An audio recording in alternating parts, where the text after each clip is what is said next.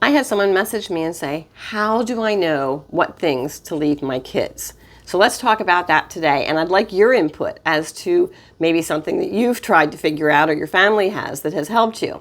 So first of all, years ago, I made up a list for my two boys of all the things that I thought were important to leave them. And maybe there were like 12 or 15 items on there. And I gave them each a list and I said, put what's most important to you as number one and up until the highest number.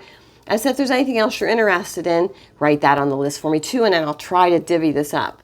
Well, they both gave me back the list, and they didn't want most of the stuff that I thought was important to leave them.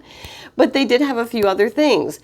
And you just don't know what someone's going to want. My oldest son had asked if he could have his grandfather's ties. Now, you have to understand, when my father-in-law passed away, he passed away very suddenly, and we went to Buffalo for the funeral, and Mom took us through the house, and, is there anything you want?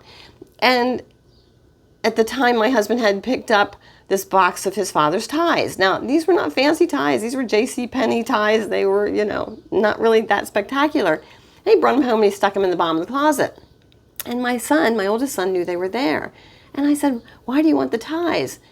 And, he said to me, because if I have to go somewhere and wear a tie, I want to think that my grandfather is with me. The stuff that melts your heart as a mom.